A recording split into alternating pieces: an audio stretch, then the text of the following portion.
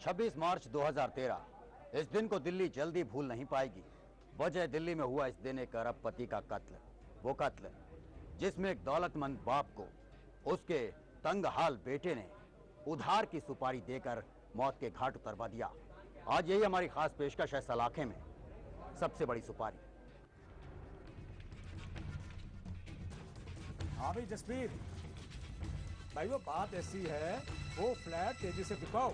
हाँ, अभी 1500 फ्लैट में से सिर्फ 700 फ्लैट ही बिके हैं, बाकी सब खाली पड़े हैं। अरे भाई, मेरा तो करोड़ों रुपया फंसा है उनमें। अरे उन फ्लैट्स पर क्या मैं धर्मशाला बनवाऊंगा? हाँ, स्पीड पकड़ो स्पीड। फालतू की बातें सुनना मैं पसंद नहीं करता। हाँ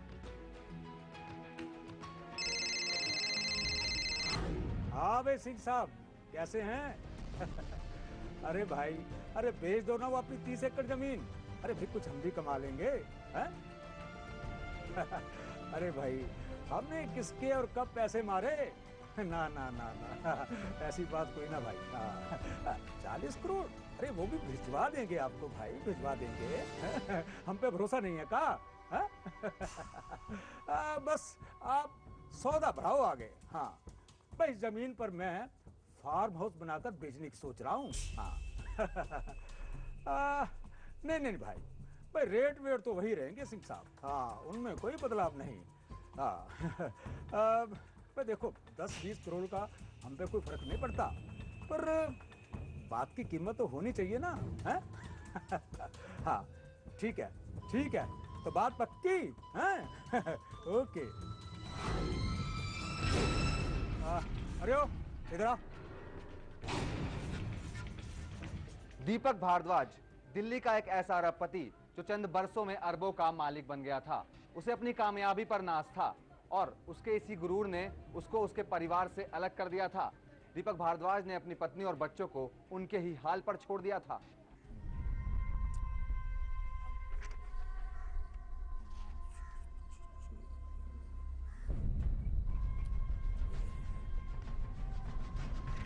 ये कैसे आना हुआ? बस यूं ही आपसे मिलने चला आया। मारे से मिलने आए हो? भाई मारे से मिलने की क्या जरूरत है? हाँ? वो हाँ हाँ, खुलकर बोलो। वो कुछ पैसों की जरूरत थी। पैसों की जरूरत है? यहाँ कोई पैसों की खान लगी हुई है क्या? है? अरे बड़े हो, नौजवान हो, खुद क्यों नहीं कमाते हो? या कोई पैसों की खराब बढ़ रही है क्या? जब दिल चाहा मुंह उठाए चले आते हो। देखिए, आप ऐसे मत बोलिए। तो कैसे ना बोलूं? कैसे ना बोलूं?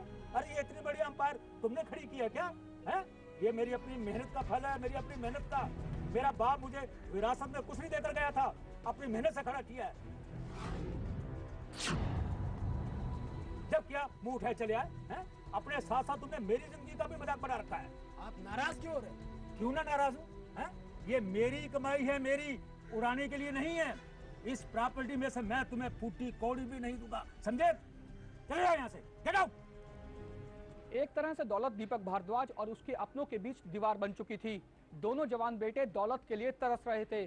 बड़ा बेटा हितेश बाप के बार बार इनकार से थक चुका था, लेकिन नितेश बार बार फटकारने के बावजूद दीपक भारद्वाज के पास पैसों के लिए जाता रहा।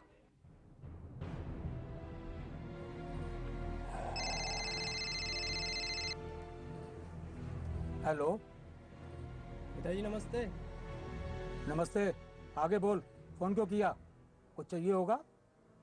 पिताजी, वो बलजीत एक जमीन बता रहा था जज्जर के पास। अगर मिल जाती तो काफी फायदा हो जाता। तो खरीद लो। मैंने कहा तने मना किया से? है? पिताजी, आप तो जानते हैं हमारे पास पैसे कहाँ हैं।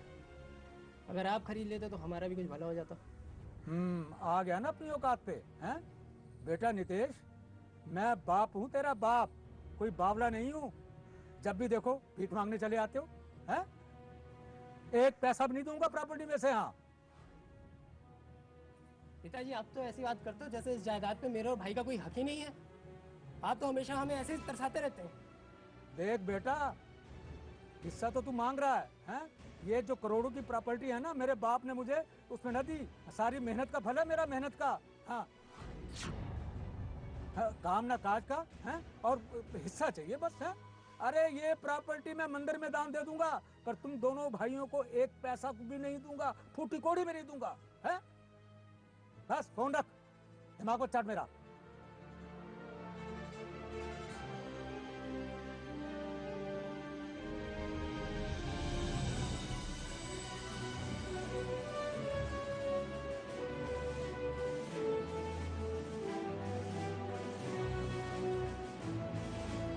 सच तो यह है कि दीपक भारद्वाज दौलत के नशे में चूर अपने परिवार से बहुत दूर जा चुका था। खुद से कम उम्र की लड़कियों में उसे दिलचस्पी थी और वो अपने घर परिवार की परेशानी से दूर अपनी रंगीन दुनिया में खोया रहना चाहता था। वो अपनी पत्नी से इस कदर दूर हो चुका था कि अब वो उसके साथ रहता तक नहीं था। हेलो जी, मैं रमेश बोल रही हूँ। कैसे हैं आप? हाँ मैं ठीक हूँ, जल्दी बोलो, फोन क्यों किया? जी मैंने तो आपके हालचाल जानने के लिए फ़ोन कर दिया था।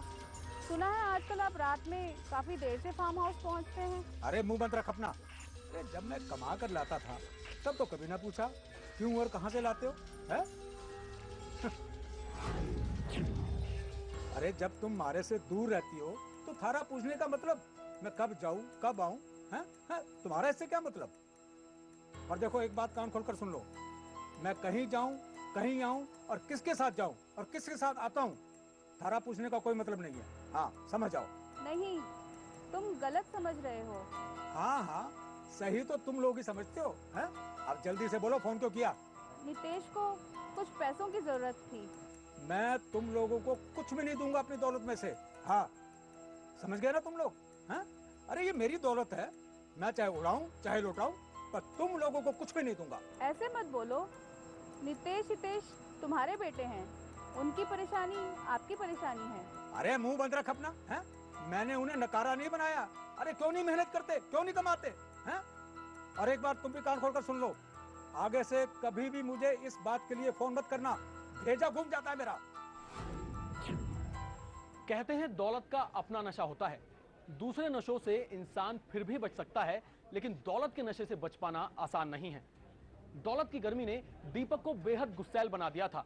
वो अपने ही बेटे नितेश के साथ नौकरों का सा बर्ताव कर रहा था, बिना ये सोचे कि नितेश अब बच्चा नहीं है, बल्कि वो दौलत होते हुए दौलत की कमी से जूझ रहा एक नौजवान है। साला फिर वही बात, हर समय ये बुढ़ा चिल्लाता रहता है। एक एक पैसे के लिए मोहताज बना रखा है इसने। कहने को बलजीत भाई अरबपति हम, पुरानी डिजाइन लेके घूमता हूँ, लोग भी हंसते पीठ पीछे।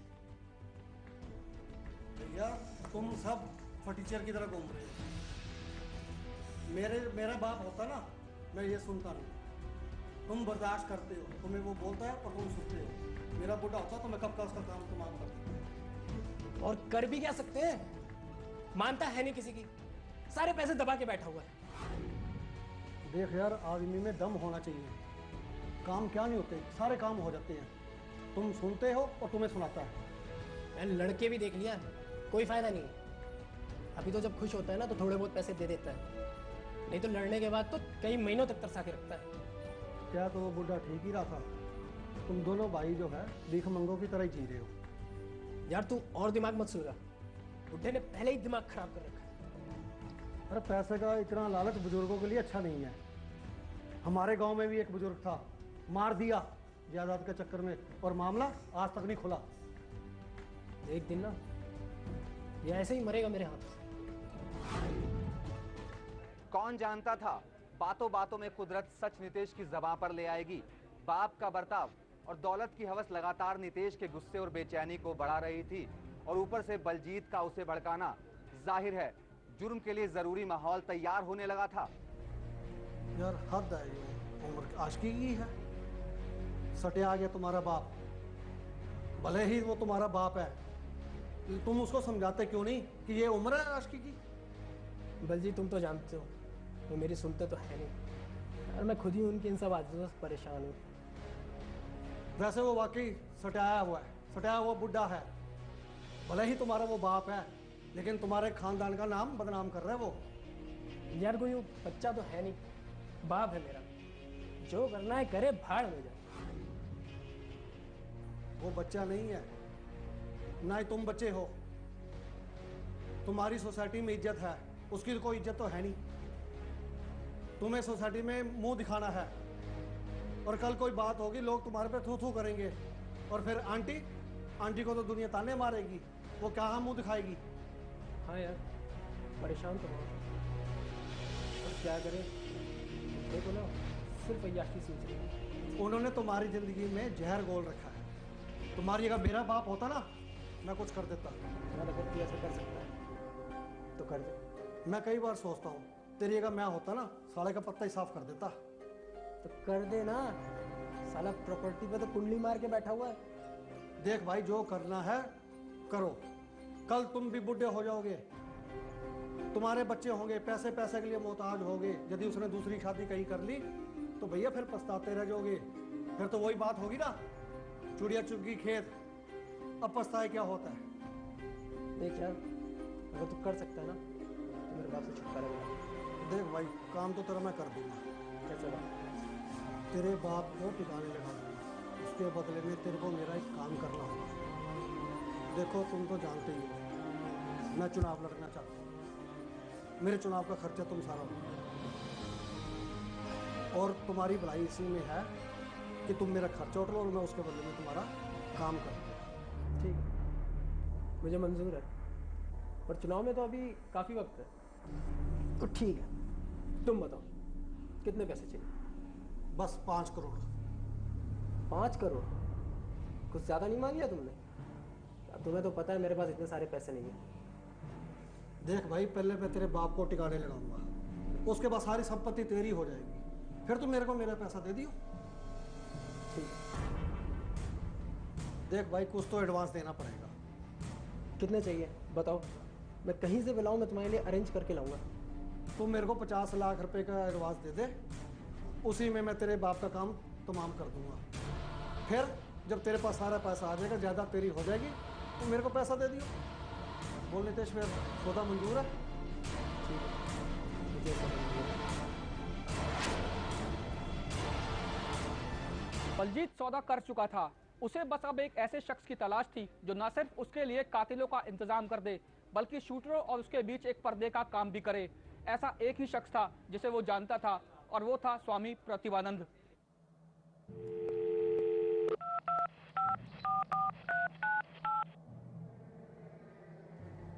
स्वामी जी, क्या हाल चाल है? जय जय जय सीताराम जी। बलजीत जी, क्या हाल चाल है?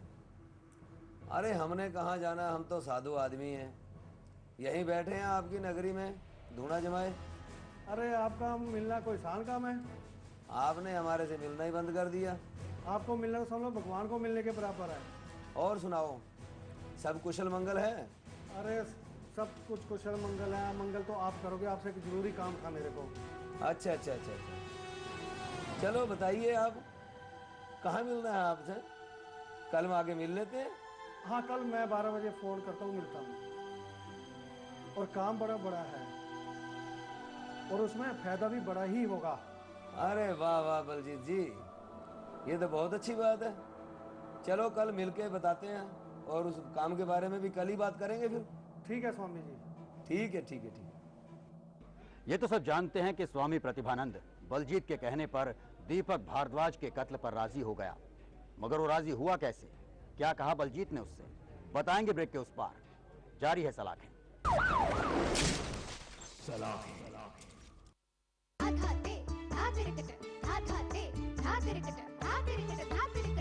तंदुरुस्त होगा आपका भी पूरा परिवार जब खाना होगा जैतून तारा कुकिंग ऑयल से तैयार। जैतून ऑयल करे डायबिटीज, कैंसर, एसिडिटी और हार्ट अटैक जैसी बीमारियों से रक्षा। खाइए जैतून तारा, क्योंकि मिलेगी ना जिंदगी दोबारा। उसमें शोखी भी है और संजीदगी भी, इरादे भी हैं और जज्बा भी। वो तैयार है फिर नई सोच के साथ। तान्या दवे, इंडिया। सलाम। बलजीत ने मोहरे के तौर पर स्वामी प्रतिभानंद को चुना। प्रतिभानंद वो शख्स जो अब कत्ल की इस पूरी कार्रवाई को आगे बढ़ाने वाला था, लेकिन किस तरह से प्रतिभानंद राजी हुआ, आइए देखते हैं।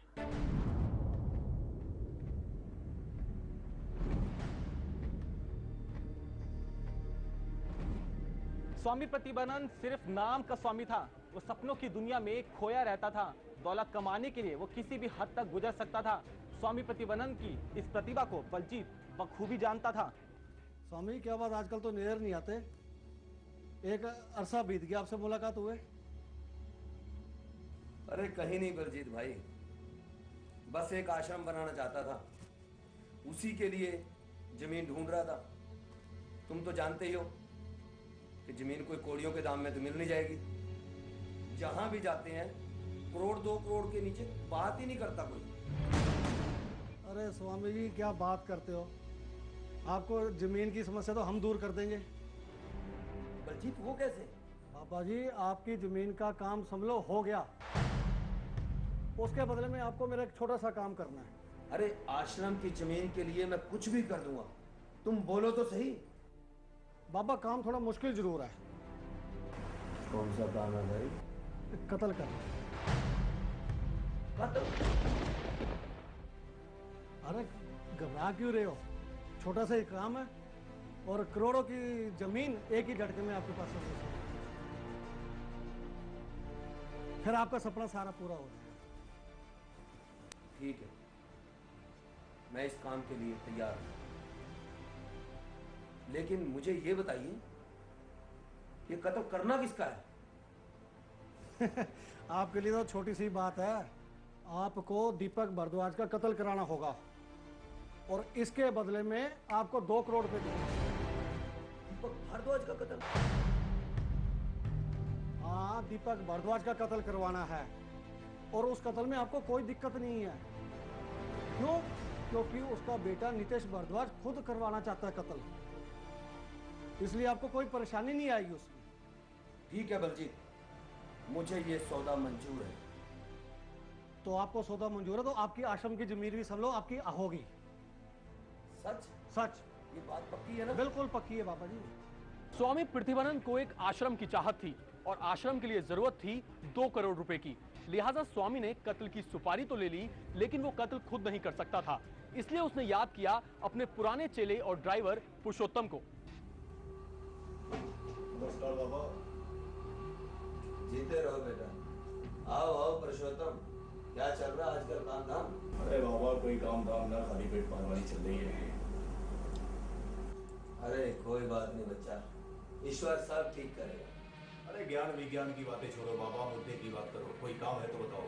काम तो है बेटा, तुम्हारी हर समस्या का समाधान है मेरे पास, लेकिन अगर तुम उस काम को कर पाए तो। अरे बाबा कहीं मुझसे मजाक तो नहीं कर रहे हो? काम क्या ये तो बताओ। एक आदमी को मारना है। अरे बाबा क्यों मजाक कर रहे हो मुझसे? अरे बेटा हम साधु आदमी हैं, मैं तो कहता हूँ तुम छोटे मोटे 100 काम करने की बजाय एक बड़ा सा काम करो। बाबा 25 से 30 लाख रुपए मिल जाएंगे उससे मामले से?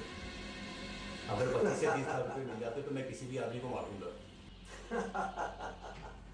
ना समझ लो बेटा, ईश्वर तुम्हें ज्यादा देना चाहता है और तुम कम की बात करते हो। अगर हम 1 करोड़ दें तो कैसा लगेगा आपको? अरे बाबा 1 करोड़ में तो मैं अपने बाप को भी मार दूं। राम राम राम राम राम। नहीं बेटा नहीं, ऐसी बातें नहीं करते। अपने बाप को नहीं मारना, अरे दूसरे के बाप को मारना है। अगर तू कहे तो मैं पार्टी को हाँ कर दूं। बाबा पार्टी वार्टी को मैं नहीं जानता, मेरी डील तुम्हारे साथ है, मैं पैसे तुमसे लूंगा। अरे बेटा चिंता क्यों करते हो, तुम हम पे भरोसा रखते हो ना। हम तुम्हें आज से थोड़ी ना जानते हैं, बहुत सालों से जानते हैं हम तुम्हें, और पैसे की चिंता मत करना। कातिलों ने दीपक भारद्वाज को 2 बार मारने की कोशिश की, लेकिन वो दोनों बार चूक गए। धीरे धीरे वक्त गुजरता जा रहा था और नितेश की बेचैनी भी बढ़ती जा रही थी। नितेश के सब्र का बांध रह रहकर बलजीत पर छलकने लगा था। यार 50 लाख रुपए दे चुका हूं तुझे बलजीत, तुझे पता है ना पैसों की कितनी कमी है मेरे पास। काम तो तुझसे होने से रहा, तू एक काम कर, पैसे वापस दे और बात खत्म कर। यार तूने हद कर दी है, पैसे कहीं भागे जा रहे हैं। जब वो कहीं भागा जा रहा है, काम कर नहीं रहा मैं, आगे वो 2 बारी बच गया, वो तो उसका नसीब है। यार आदमी लगा रखे हैं या मेरा पागल बना रहा है, मुझे कैसे पता? तू एक काम कर, तू पैसे दे और बात खत्म कर। काम होना होता ना तो अभी तक हो जाता। और वैसे भी कौन सा तुझे दाऊद का इनकाउंटर करना।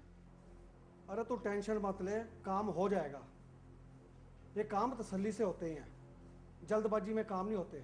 तू परेशान मत हो, जब तेरे को मैंने कह दिया काम हो जाएगा। तू खुद भी टेंशन में रह रहा है और मेरे को भी टेंशन दे रहा है। देख देख बलजीत, दोस्ती यारी में ये सब बहुत हो गया, ठीक है? और ये पैसों के चक्कर में ही ना ये दोस्ती खराब होती है, समझ में आया? पैसे तो मैं तुझसे लेके रहूंगा, अब जो देखना है तू देख ले। यार तू परेशान मत हो, जब तेरे को कह दिया ना काम हो गया, मैं हूं ना। तू परेशान मेरे को मत कर, मेरे पे यकीन है ना, बस मेरे को टेंशन मत दे। बलजीत पर प्रेशर बढ़ा तो उसने उसी प्रेशर को स्वामी प्रतिभानंद पर ट्रांसफर कर दिया। यकीनन अब जल्द से जल्द दीपक भारद्वाज का कत्ल करना जरूरी हो गया था। एक पल को बलजीत को लगा कि उसके सपने दम तोड़ने वाले हैं, लिहाजा उसने स्वामी से साफ साफ बात की। क्या हुआ मेरे काम का? और कितना वक्त लगेगा? इसे छोटा मत समझिए, इतना आसान नहीं है दीपक भारद्वाज का कत्ल करना, और कोई सुराग भी नहीं छोड़ना। मेरे ऊपर भी तो प्रेशर है। उसका डेली मेरे पास नितेश का फोन आ रहा है, मेरा काम करवाओ ताकि मैं आगे नहीं तो नहीं होता तो मेरे पैसे वापस कर दो आप। और फिर तुम्हारा जो जमीन लेने का सपना है ना आश्रम की, वो सपना ही रह जाएगा। फिर देखते रहना आप, और जितनी जल्द से जल्द हो सके काम को करवाओ। अरे मेरे को आज दिन वो फोन करके परेशान कर रहा है। हाँ, मौका मिलते ही काम हो जाएगा। बाबा ने शूटर्स पर प्रेशर बढ़ाया। शूटर्स को लगा कि दौलत कमाने का जो पहला मौका उनकी किस्मत ने उन्हें दिया है वो हाथ से ना निकल जाए। वक्त बहुत कम था, लिहाजा कातिलों ने तय किया कि फार्म हाउस के भीतर ही दीपक भारद्वाज का कत्ल करेंगे। हाँ जी, कहाँ जाना है? दीपक जी से मिलना मुझे। किस पर्पस? ये फार्म हाउस शादी के लिए बुक करानी है मुझे। ठीक है। Good morning Deepak ji. हाँ कहिए। दीपक जी, ये फार्म हाउस मुझे शादी के लिए बुक करानी थी। क्या प्रोग्राम है? ये मई के महीने में। मई के महीने में, ठीक है। ऑफिस में पैसे जमा करा दीजिए। बिल्कुल सर। ठीक है, ठीक है।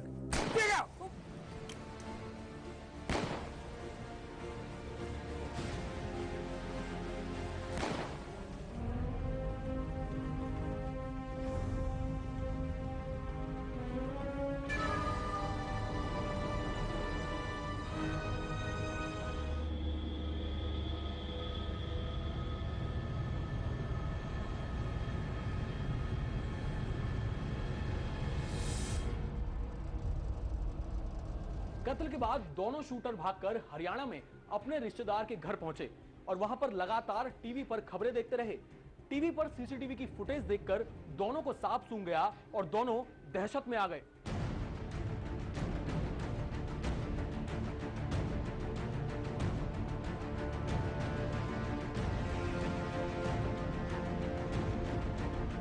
उधर नितेश खुश भी था और घबरा भी रहा था। खुश वो इसलिए था कि वो अपनी बाप की उस दौलत का मालिक बनने वाला था जिससे वो महरूम था, और डर था फंसने का।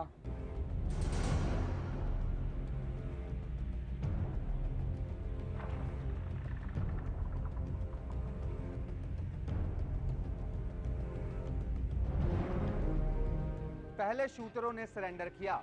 उनसे पूछताछ में स्वामी प्रतिभानंद का नाम सामने आया।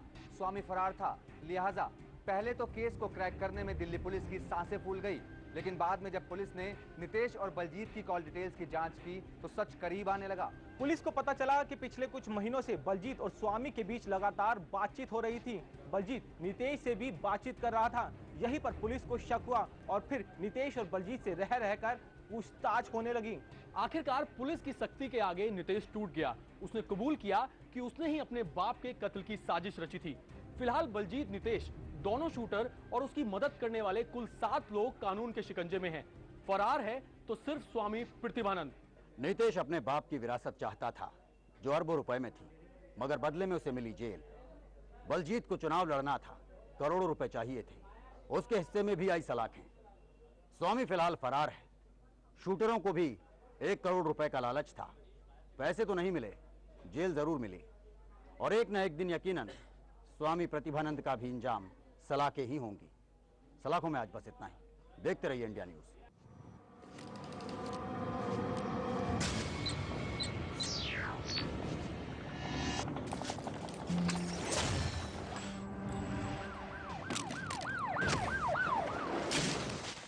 औलाद हैं।